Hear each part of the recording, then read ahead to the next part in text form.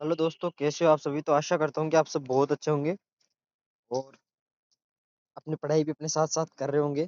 तो जैसा कि आप सबको पता है कि बीएससी नर्सिंग सेमेस्टर के जो मेन एग्जामिनेशन है नवंबर 2025 में जो आरएचएस ने पहले अनाउंस कर दिया था, वो आ चुके हैं। तो उसी के रिगार्डिंग मैंने एक वीडियो बनाई है कि RHS BSc nursing second semester जो बैच है, उसके जो इम्पोर्टेंट क्वेश्चंस हैं, मैं नर्सिंग फाउंडेशन के इम्पोर्टेंट क्वेश्चंस पहले आपको दे रहा हूँ। तो आप देख पा रहे होंगे कि जो नर्सिंग फाउंडेशन है, उसके इंपॉर्टेंट क्वेश्चन आप सबके सामने है। जैसे कि पहला क्वेश्चन आ रहा है लॉन्ग क्वेश्चन के अंदर, define the purpose and it's method, explain teachings techniques of the health assessment. ये इंपॉर्टेंट क्वेश्चन है, बार बार रिपीट होता है, तो एक बार इसको अच्छे से पढ़ के जाना। उसके बाद में दूसरा क्वेश्चन है अपने पास, डिफाइन द ड्रग एडमिनिस्ट्रेशन, यानी कि डेफिनेशन देनी है ड्रग एडमिनिस्ट्रेशन की, and route of the drug administration और procedure of the IV cannulation. IV cannulation का जो प्रोसीजर है, अगर आपको नहीं कराया तो आप खुद पढ़ के जाना, ये भी एक इंपॉर्टेंट क्वेश्चन है। उसके बाद में आगे, define the oxygen administer and indicator, और कहाँ कहाँ यूज होता है ऑक्सीजन का, वो इंडिकेटर होते हैं, और ऑक्सीजन एडमिनिस्ट्रेशन प्रोसीजर बताना है आप सबको, ठीक है। उसके बाद में अपने पास चौथा क्वेश्चन आता है कि care of the dying patient की केयर कैसे करते हैं। और इसके अंदर एक क्वेश्चन इसी के अंदर ऐड कर लेना, टर्मिनल इल पेशेंट की केयर कैसे करते हैं। वो भी इंपॉर्टेंट क्वेश्चन बन सकता है, जैसे आपको बता दूं टर्मिनल इल पेशेंट की, ठीक है, वो भी आप देख लेना, ठीक है।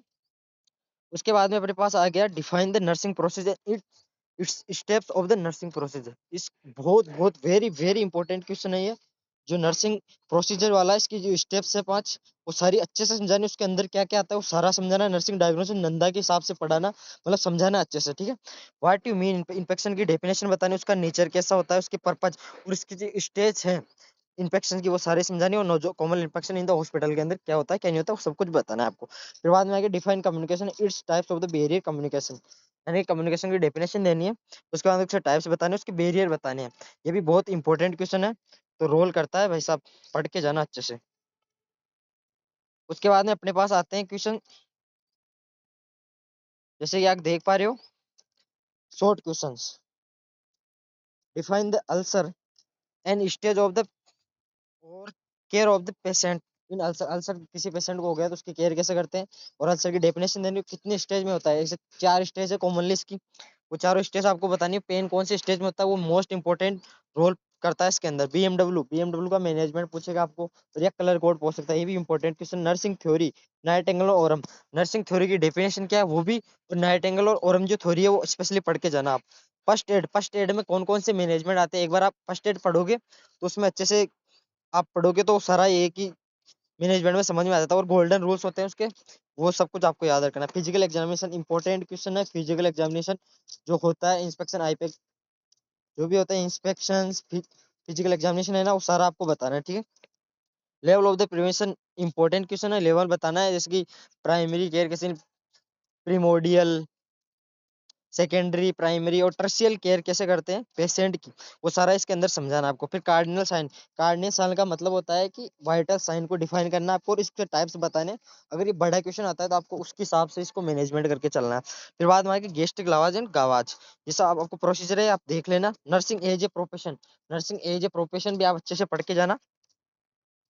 फिर बाद में आएगा सीपीआर, इस शॉर्ट वेरी शॉर्ट क्वेश्चंस के अंदर CPR, NPR, nurse patient relationship, fever, hygiene, code of ethics पूछ सकता है, हॉस्पिटल एडमिशन एंड डिस्चार्ज। ये लॉन्ग क्वेश्चन भी बन सकता है भाई, ये लॉन्ग भी बन सकता है, तो इसको अच्छे से पढ़ के जाना भाई, देख, ठीक है। फिर बाद में आएगा रिपोर्ट एंड रिकॉर्ड, इसका 2 नंबर का या फिर 5 नंबर का क्वेश्चन बता, वो आप उसी हिसाब से पढ़ के जाए। अगर एक बार पढ़ोगे तो अच्छे से समझ में आ जाएगा। कंफर्ट डिवाइस आपको पूछ सकता है कि कौन सा कंफर्ट डिवाइस कहाँ काम में आता है, और ये भी पूछ सकता है कंफर्ट डिवाइस के टाइप्स बता, तो आप टाइप समझा देना। बैंडेज एंड बैंडेज क्या होती है, उसके टाइप्स, क्योंकि ये पिछली बार रिपीट हुआ क्वेश्चन है, तो आप उसको भी देख के जाना। फिर बाद में एनिमा, एनिमा आपको डेफिनेशन पूछ सकता है, इसके टाइप पूछ सकता है, इसका प्रोसीजर पूछ सकता है, ये भी लॉन्ग बनने के लायक है, ठीक है।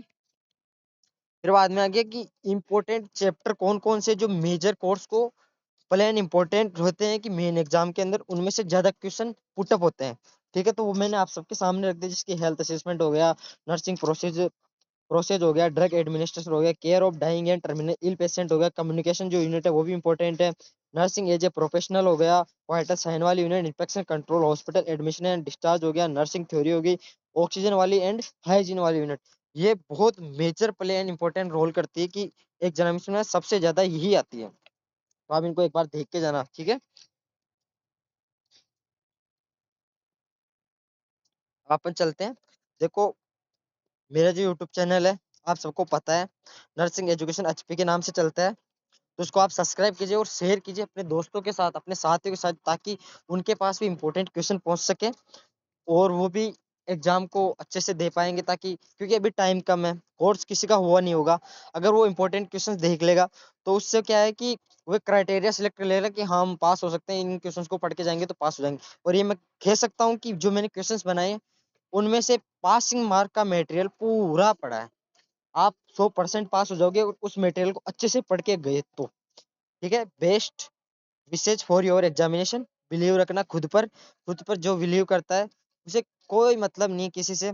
अगर आप खुद पे विश्वास करके पढ़ाई करोगे तो आपका सफल जरूर होगे। God bless you. तो आपके लिए 2 लाइन भी नीचे, वो आप पढ़ लेना, मैं एक्सप्लेन नहीं कर रहा। Thank you so much. Subscribe and share करना। थैंक यू, धन्यवाद।